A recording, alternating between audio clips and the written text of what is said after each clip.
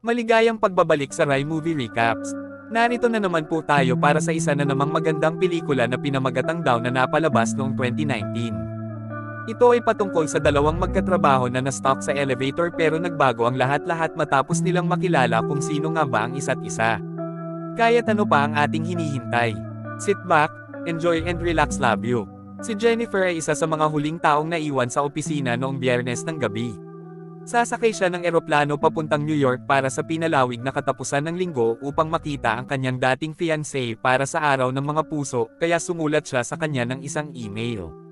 Ayaw niyang malate sa kanyang flight kaya kumuha siya ng isang bungkos ng candy at lumabas ng opisina. Kasabay nito, naghahanda na rin si Guy na umalis sa trabaho. Magkasabay silang naghihintay ng elevator. Umakyat si Jennifer sa ika-49 na palapag at sumama siya sa kanya sa ika-42. Si Guy ay agad na nagsimulang makipag-chat sa kanya at magbiro. Sumagot siya ngunit mukhang hindi interesadong makipag-usap. Pinakita sa kanya ni Guy ang isang ukit sa dingding nang biglang huminto ang elevator. Sinusubukan niya ang mga susi at ang pindutan ng alarma, ngunit walang gumagana kahit na ang kuryente sa elevator ay tila nakabukas pa rin. Sinusubukang buksan ni Guy ang pinto, nako hindi rin umubra. Sinusubukan nilang kumaway sa fully operational camera at wala pa ring sumasagot sa kanilang mga tawag.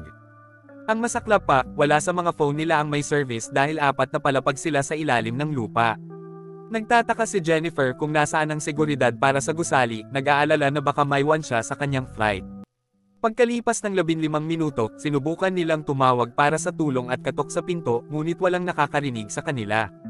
Nakuha ni Guy ang ideya na maaaring may escape hatch kaya awkwardly siyang umakyat sa kanyang mga balikat at pagkatapos ay tingnan ang kisame ng elevator. Medyo sumakit ang kamay niya sa paghampas dito. Kaya ibinaba niya siya. Makalipas ang 1 oras, napagtanto ni Jennifer na hinding-hindi niya sasaluhin ang kanyang paglipad at kahit na nagbibiro si Guy para gumaan ang kalooban, sinusumpa lang niya ang lahat at ang lahat.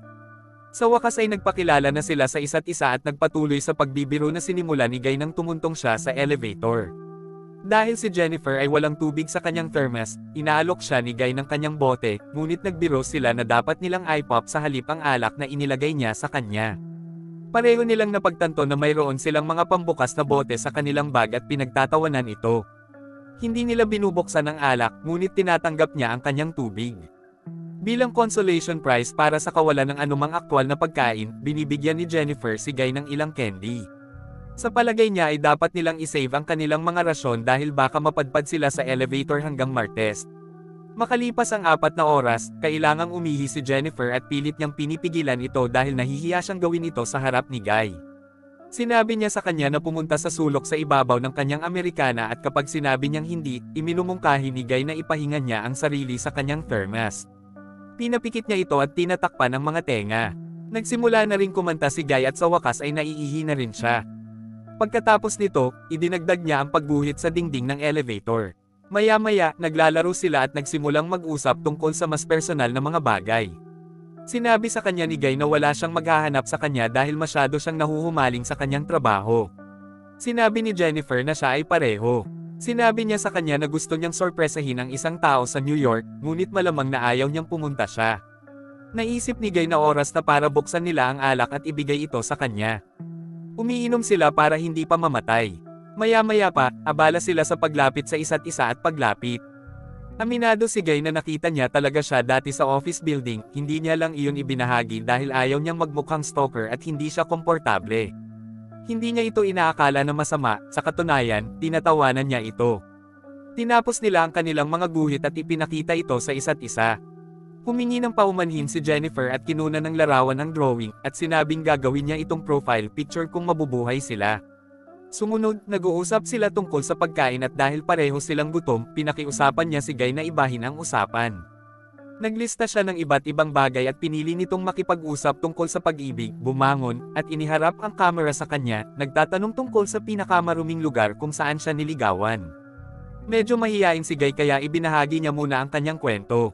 Ikinwento ni Jennifer sa kanya ang tungkol sa isa sa mga ex niyang nobyo noong kolehiyo at ang oras na magkasama silang natulog sa isang library. Kapag si Guy naman, wala pa rin siyang ganang mag-share ng story niya dahil sa tingin niya ay wala siyang interesante. Sinabihan siya ni Jennifer na gumawa ng isa. Nagkwento si Guy tungkol sa isang mainit na babae na gustong makasama siya sa isang picnic sa trabaho. Sabi niya nalasing daw sila. Sumakay sa kotse at nagsimula siyang maghubad habang nagmamaneho siya. Naging kakaiba at hindi komportable muli si Guy, na sinasabi kay Jennifer na napukaw siya at kailangan niyang huminto. Humihingi siya ng paumanhin dahil sa tingin niya ay lumampas siya sa isang linya, ngunit sinabi niya na ito ay Cole. Awkward na lumapit si Guy sa kanya at hinalikan siya, pagkatapos ay sinimulang habarin siya. Nagmamahalan sila sa elevator. Pagkatapos, sinabi sa kanya ni Guy na maaari siyang umibig sa kanya, ngunit lumayo siya sa kanya. Sinabi sa kanya ni Jennifer na gusto niyang makipagbalikan sa kanyang dating. Iyon ang dahilan kung bakit gusto niyang pumunta sa New York at sorpresahin siya, upang ayusin ang mga bagay-bagay at pagandahin ang lahat. Hindi tulad ni Guy, iniisip niya na kahit masaya ang kanilang pagtatagpo ay dapat na maging casual lang dahil totoo ang meron siya sa kanyang ex. Si Jennifer ay tapat sa kanya tungkol sa kanyang nararamdaman at kung ano ang dati niyang relasyon. Si Guy naman, hindi. Iniisip na sila ay konektado at ang kanyang ex ay hindi karapat-dapat sa kanya. Nagalit siya dahil halatang mahal niya pa rin siya at sinabihan si Guy na kapag nakalabas na sila ng elevator ay babalik na lang sila sa magkahiwalay nilang buhay. Guy keeps insisting that they were meant to be together and he begins to cry because he feels alienated kahit na nakakulong sila sa isang box together. Biglang may pamitik sa kanya at nararamdaman ni Jennifer na nangyari ito. Sinimulan ni Guy na sabihin sa kanya ang totoo tungkol sa kung sino siya. Nagsinungaling siya sa kanya tungkol sa kung saan siya nagtatrabaho at tungkol din sa kanyang pangalan. Sinabi sa kanya ng lalaki na hindi lang siya napansin nito, ngunit talagang nakikita niya ito araw-araw sa trabaho. Inilabas niya ang kanyang telepono at ipinakita ang mga larawang pansiguridad ni Jennifer sa kanya na naglilista ng mga oras at petsa kung kailan iyon. May video pa ang lalaki na pumasok siya sa elevator ng gabing iyon. Natatakot si Jennifer. Sinabi niya sa kanya na siya talaga ang security guard ng gusali at nagagalit kapag ipinaliwanag niya na walang nakakapansin sa mga taong katulad niya. Ni hindi niya ito nakilala kahit na nagtatrabaho ito sa front desk. Sa palagay niya ay mas kilala niya ito kaysa sa kanyang dating at sinabi sa kanya na planado niya ang lahat ng nangyari noong gabing iyon. Kumuha ng susi ang lalaki at ini-unblock ang elevator. Hindi makapaniwala si Jennifer sa ginawa nito sa kanya at sinabing tatawag siya ng mga pulis at mabubulok siya sa kulungan. Hindi niya gusto iyon kaya hinawakan niya ito at nagsimula silang magpumiglas. Ibinagsak ni Jennifer ang kanyang mga paa sa laban, sinira ni Jennifer ang susi ng elevator. Patuloy silang nag-aaway at natamba siya gamit ang kanyang sapatos. Natakot si Jennifer na mapatay niya ito kaya nilapitan niya ito para tingnan nang bigla itong tumalon at natamba siya. Pareho silang walang malay sa loob ng elevator. Maya-maya, nagising si Jennifer nang makitang may malay na ang lalaki. Tinatanong niya kung bakit niya ginawa iyon. Ang kanyang pangangatwiran ay gusto niyang ilayo siya sa lahat para magkaugnay sila sa antas ng tao. Sinabi niya na hindi lang sila nagkaroon ng date kundi isang buong relasyon sa weekend na na-stuck sa elevator.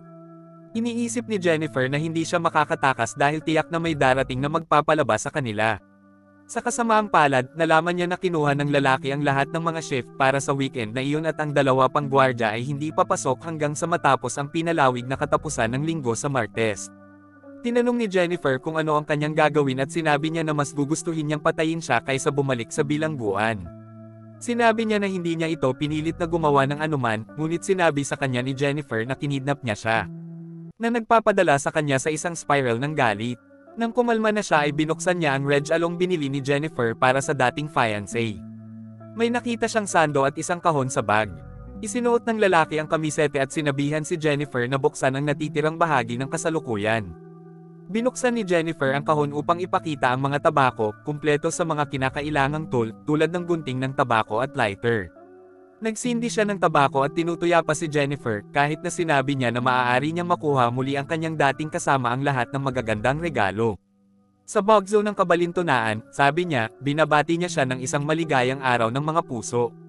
Maya-maya, humingi ng paumanhin ang lalaki kay Jennifer dahil sa pananakot sa kanya at tinanong siya kung maaari silang magkasundo.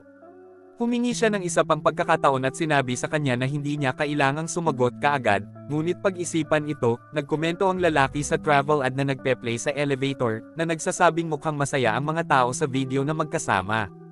Sinabi niya kay Jennifer na dadalhin niya siya sa resort mula sa ad isang araw.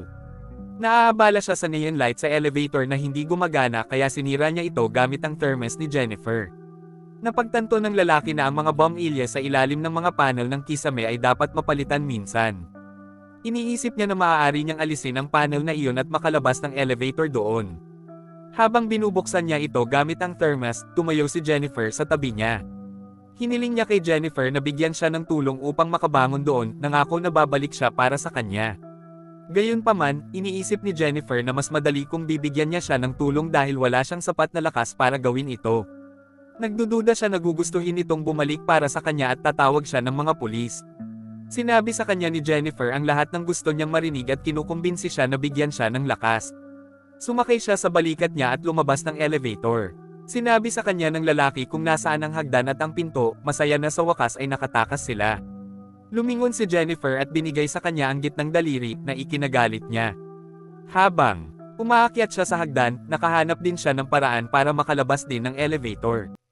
Ang lalaki ay nagbigkis ng 2 piraso ng damit at inihagis ito sa elevator beam. Si Jennifer ay gumagalaw na patungo sa pinto habang nagsisimula siyang umakyat. Sinabi niya sa kanya na mas mabuting tumakbo siya dahil mamamatay na siya ngayon. Lumapit si Jennifer sa pintuan nang maabot na niya ang antas na kinatatayuan niya at sinundan siya. Binuksan niya ang pinto at sumigaw ng tulong. Pagkatapos ay bigla siyang sinuot at hinagis silang dalawa pabalik sa elevator. Pareho silang nawala ng malay. Naunang nagising si Jennifer at nakita niya ang mga fire sprinkler na nag-iisip ng bagong plano para makaalis siya. Sinusubukan niyang i-activate ang mga alarma sa sunog sa pamamagitan ng pagsisindi ng tabako, ngunit kapag hindi niya na-control iyon ay nag-apoy siya. Habang napuno ng usok ang elevator ay nagising ang lalaki at sinuntok siya nito, nabali ang kanyang ilong. Nagtagumpay si Jennifer sa pagpigil sa kanya gamit ang isang piraso ng damit. Sinabi niya sa kanya na hindi tutunog ang alarma sa sunog, ngunit mababad lang sila at makuryent. Nagbanta si Jennifer na seryosong saktan siya at ipagtatapat sa kanya ang lahat ng ginawa niya sa kanya. Binuksan niya ang kanyang kamera at kinunan ang sarili na nagpapaliwanag kung ano ang alam niya tungkol sa nangyari. Binalingan siya ni Jennifer ng kamera at tinanong ang tunay niyang pangalan. Sinabi niya na tinawag siyang John Dickens. Inamin ni John na sinadya niya silang maipit sa elevator. Nag-ukit pa siya ng drawing sa dingding. Noong Biyernes na iyon ay ginamit niya ang susi para ihinto ang elevator habang hindi siya nakatingin. Pinaamin siya ni Jennifer na nakulong siya sa elevator. Inamin ni John ang pag-trap at pag-kidnap sa kanya. Paulit-ulit niya itong tinatanong kaya ipinagtapat niya sa kamera ang lahat ng ginawa nito sa kanya, mula sa paghampas ng ulo nito sa lupa hanggang sa paghagis sa kanya sa dingding. Tinanong ni Jennifer kung bakit at sinabi ni John na gusto lang niyang makipag-date sa kanya.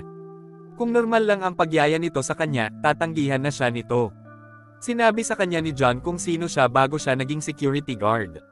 Siya ay isang accountant na nagtrabaho sa isang malaking kumpanya at isang tunay na hotshot. Sinabi sa kanya ni John na ang kwento tungkol sa batang babae sa kotse ay totoo, ngunit ito ay nagwakas ng iba kaysa sa ipinahiwatig niya. Nawalan siya ng exit at dumiretso sa bangin. 7 beses na umikot ang sasakyan hanggang sa huminto ito sa isang puno. Patay sa impact ang babae.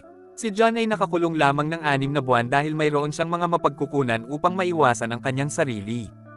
Paglabas niya, ang tanging makukuha niyang trabaho ay isang security guard. Pagkaraan ng ilang buwan, gusto niyang maging sarili muli at maramdaman ito saglit. Hindi pa rin maintindihan ni Jennifer kung bakit siya ang pinili niya. Sinasabi niya na ito ay dahil siya ay mahusay. Dumating ang Lunes at nakakulong pa rin sila.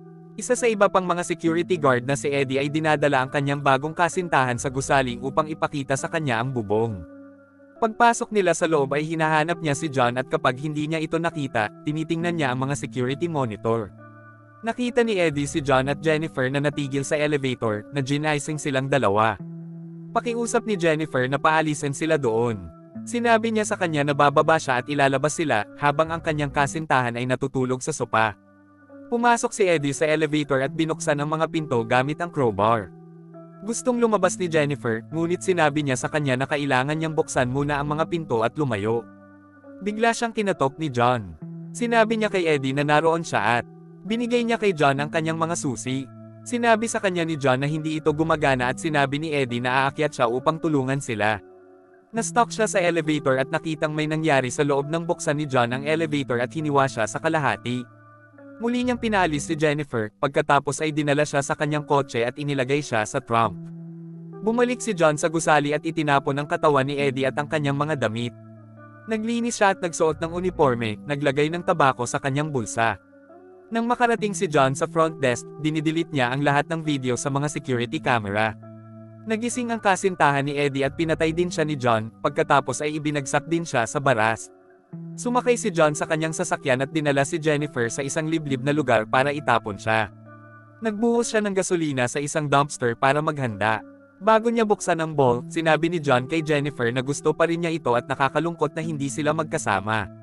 Nagkunwari si Jennifer na patay na siya at nang pumunta si John sa dumpster ay tinamaan niya ito sa ulo, sumakay sa kotse at nagsimulang magmaneho. Sa isang punto ay huminto siya nang makita niya ang nakasinding tabako sa tray.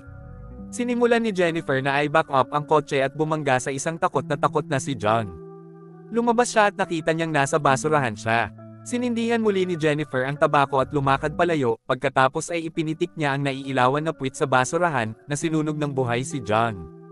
At dito na nga nagtatapos ang pelikula natin para sa araw na ito. Maraming salamat sa panunood.